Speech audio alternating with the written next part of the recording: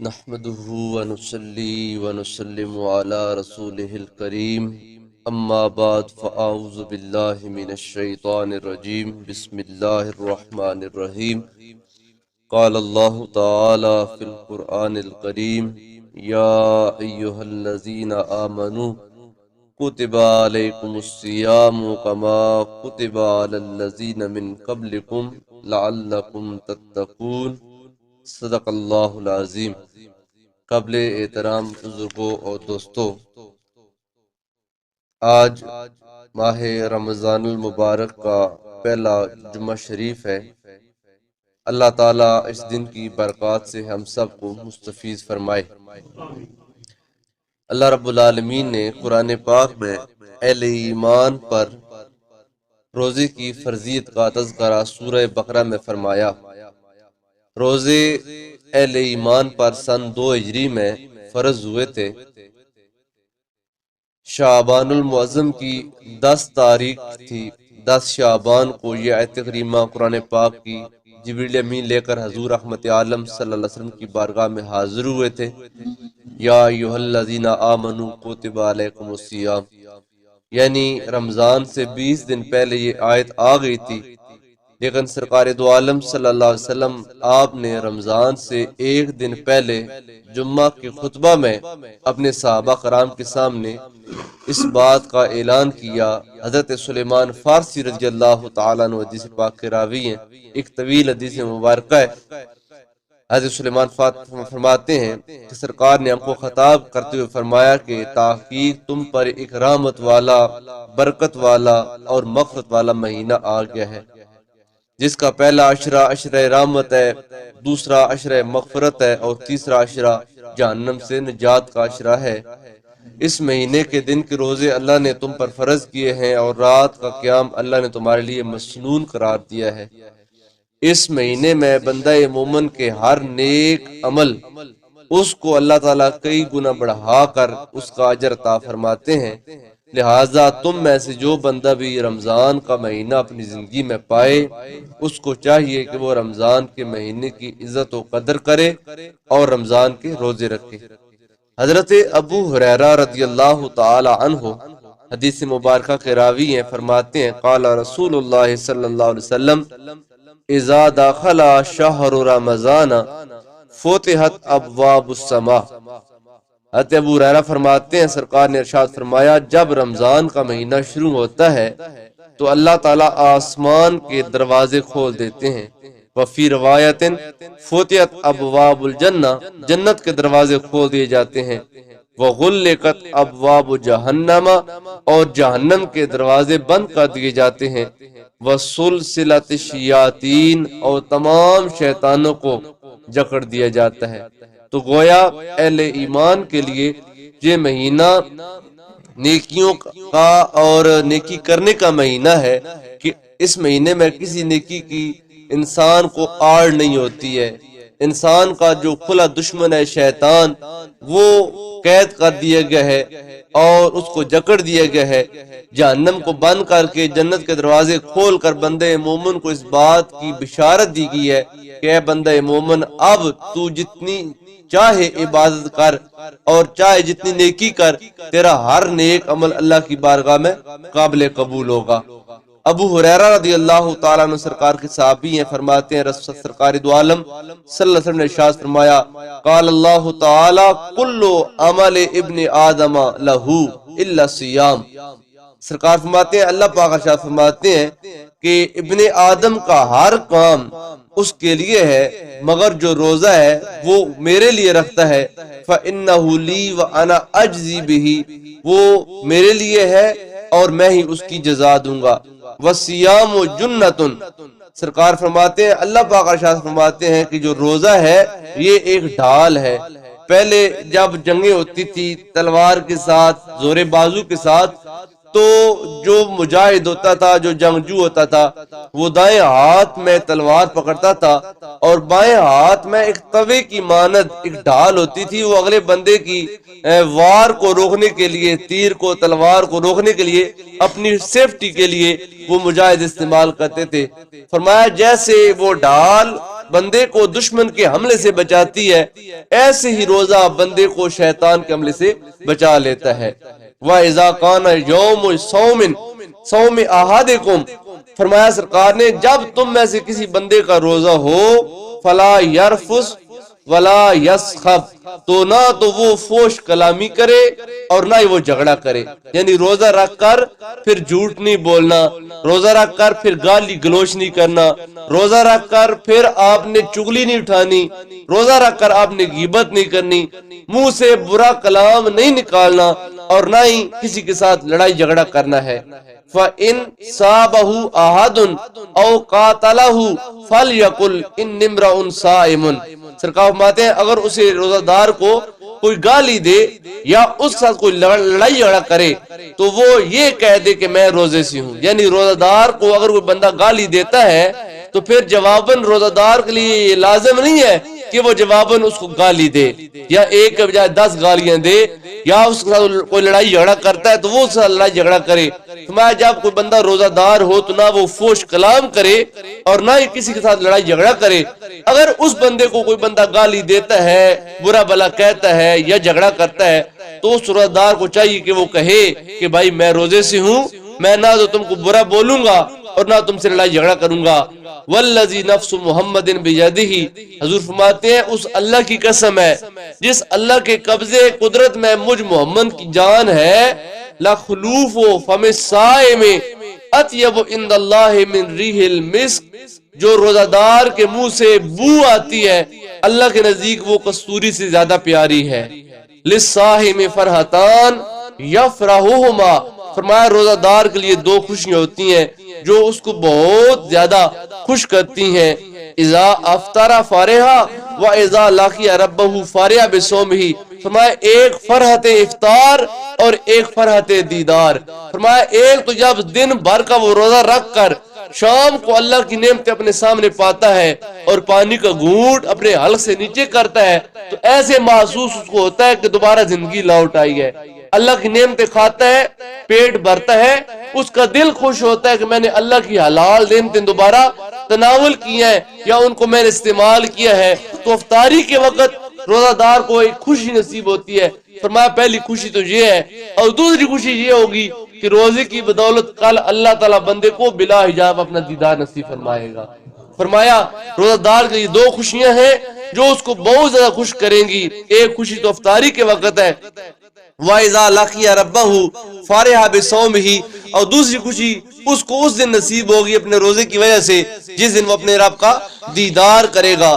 تو روزہ یہ اہل ایمان کے لیے بہت زیادہ ضروری ہے۔ سرکار دو عالم صلی اللہ علیہ وسلم آپ سے ایک صحابی نے سوال کیا، یا رسول اللہ مجھے کوئی آپ نصیحت کرے کہ میں اس پر عمل کروں۔ حضرت ابو امامہ رضی اللہ تعالیٰ عنہ حدیث پاک راوی ہیں، قالا قلت یا رسول اللہ مرنی بعمل، حضرت ابو امامہ کہتے ہیں میں نے سرکار سے سوال کیا یا رسول اللہ مجھے کوئی کام بتائیں کہ میں وہ کام کروں تو میں جنت کا مستحق بن جاؤں، اللہ کی جنت کی نعمتیں میرا مقدر بن جائیں، یا رسول اللہ کوئی کام بتائیں۔ تو سرکار نے بلا سوچے سرکار نے فوراً جواب دیا، سرکار فرمایا علیکا بالصوم، اے ابو امامہ اگر تو جنت کے میوے کھانا چاہتا ہے، اگر تو اللہ کی رضا پانا چاہتا ہے پس تم پر روزے فرض ہیں، تم پر روزے لازم ہے، روزے رکھا کرو۔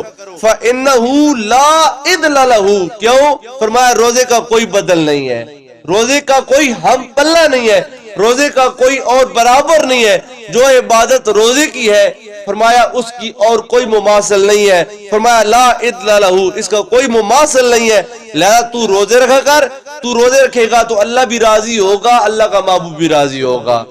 قلت یا رسول اللہ صلی اللہ علیہ وسلم مرنی بعمل، آپ فرماتے ہیں یا رسول اللہ اس کے بعد کوئی اور کام بتائیں کہ میں وہ کام کروں تو اللہ کی رضا پا جاؤں۔ قال علیک بالصوم فإنه لا عدل له، سرکار نے دوبارہ وہی کلمات دہرائے، سرکار فرمایا اگر تو کام کرنا چاہتا ہے اور اس کام کے ساتھ اللہ کی رضا پانا چاہتا ہے، جنت پانا چاہتا ہے، پس تو روزے رکھے کر، کیوں؟ روزہ ایک ایسی عبادت ہے جس کا کوئی اور بدل نہیں ہے، لہٰذا اے اہل ایمان تم پر اللہ تعالیٰ نے رمضان کے روزے فرض کیے جیسے کہ تم سے پہلے لوگوں پر روزے فرض کیے گئے تھے. اور روزے فرض کیوں کیے گئے؟ لعلکم تتقون، تاکہ تمہارے دل میں اللہ کا ڈر پیدا ہو جائے، اللہ کا خوف پیدا ہو جائے. حضرت سہل بن سعد رضی اللہ تعالی عنہ آپ فرماتے ہیں قال ان فی الجنت بابا یقال له الریان. حضرت سہل بن سعد فرماتے ہیں سرکار نے ارشاد فرمایا جنت کے 8 دروازے ہیں اور 8 دروازوں میں ایک دروازے کا نام باب الریان ہے.